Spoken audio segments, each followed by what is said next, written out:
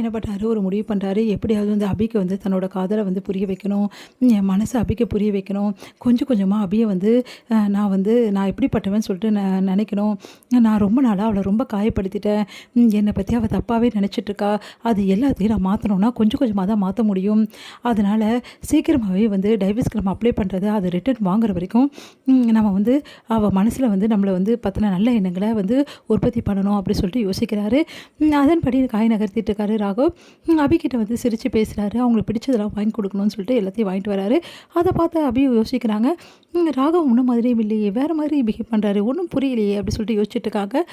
அடுத்து வந்து இங்கே என்ன பண்ணுறாங்க, அபி வந்து எல்லாமே அடுக்கி வைக்கலாம் அப்படின்னு சொல்லிட்டு அவங்களோட ஆஃபீஸில் உள்ளது எல்லாத்தையும் வந்து போயிட்டு அடுக்கி வைக்கலாம்னு சொல்லிட்டு எடுக்கலாம் அப்படின்னு சொல்லிட்டு போகிறாங்க. பார்த்தா ஒரு பெட்டி எடுக்கும் போது கீழே விழுந்துடுறாங்க. அப்போ எல்லாமே அவங்க சாரீஸ் வந்து எல்லாமே வந்து அவங்க மேலே வந்து விழுந்துடுது. அப்போ ராகவ் வந்து பார்த்து சிரிக்கிறாரு. அவருக்கு சிரிப்பு அடக்கவே முடியல. அப்போ வந்து நான் இப்படி விழுந்து கிடக்கிறேன், சிரிக்கிறீங்களா அப்படின்றாங்க. சாரி அபி அப்படி சொல்லிட்டு கை பிடிக்கிறாரு. பார்த்தா மறுபடியும் விழுறாங்க. மறுபடியும் சிரிக்கிறாரு. மறுபடியும் விழ வச்சிட்டிங்களா அப்படின்றாங்க. சாரி அபி அப்படி சொல்லிட்டு மறுபடியும் வந்து அந்த பெட்டியெல்லாம் எடுத்து இற கட்டுறாரு. அப்போ ராகு விழ போகிறாரு. அபி வந்து பார்த்து சிரிக்கிறாங்க. பதிலுக்கு பதில் வந்து சிரிக்கிறியா அப்படின்றாங்க. அப்போல்லாம் ஒன்றும் இல்லை, சாரி அப்படின்றாங்க. அடுத்து வந்து அபி விழ போகிறாங்க. ராகுவை தாங்கி பிடிச்சிட்டு, சரி இப்போது நான் அப்படியே உன்னை கூட்டிகிட்டு போகிறேன் அப்படின்னு சொல்லிட்டு அப்படியே தூக்கிட்டு போகிறாரு. எல்லாருமே பார்க்குறாங்க. எல்லாரும் பார்க்குறாங்க. விடுங்கன்றாங்க. நான் அதெல்லாம் விட முடியாது அபி, எப்படியும் நீ விழுந்து வந்து உனக்கு வலிக்கும்ல, அதனால தான் அப்படின்னோடனே அப்படியே பார்த்து விட்டு போகிறீங்களா இப்போ இல்லையானோன்னு விட்டுறாங்க. சாரி அப்படின்றாரு.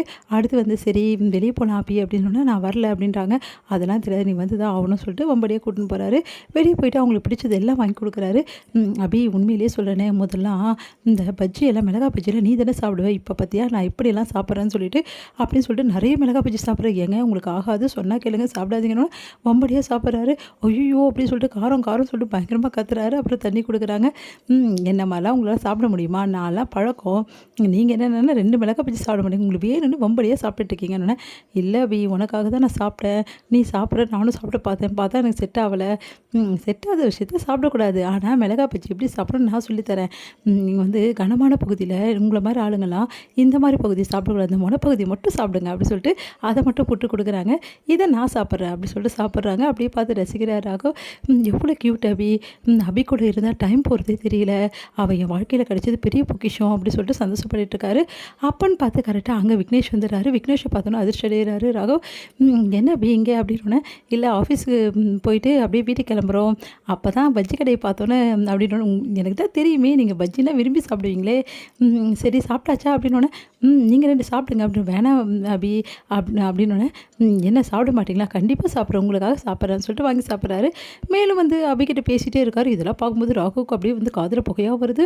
செம்மைய டென்ஷன் ஆயிடுச்சா, நம்ம கூட்டு வந்து எப்படியாவது நம்ம மனசை புரிய வைக்கலான்னு அபிக்கு நினச்சா, இப்போ என்னென்னா ராகவ் வந்து அமைதியாக இருக்க, ஆனால் இவன் சும்மா இருக்க மாட்டேங்கிறானே, எப்படியாவது அபியை கூட்டிகிட்டு போயிடணுமே அப்படின்னு சொல்லிட்டு, அபி டைம் ஆயிடுச்சு அபி, நீங்கள் தானே சொன்னீங்க டைம் ஆனாலும் பரவாயில்ல, அது கரெக்டு தான், ஆனால் பாட்டி நம்மளுக்காக காத்துட்ருப்பாங்க, வீட்டில் அக்கா வேறு காத்துட்ருப்பாங்க, போகலாம் அபி அப்படின்னோடனே, சரி அபி அப்புறம் மீட் பண்ணலாம், அப்புறம் வேறு மீட் பண்ணுவியா அப்படி சொல்லிட்டு விக்னேஷை பார்த்து முறைக்கிறாரு.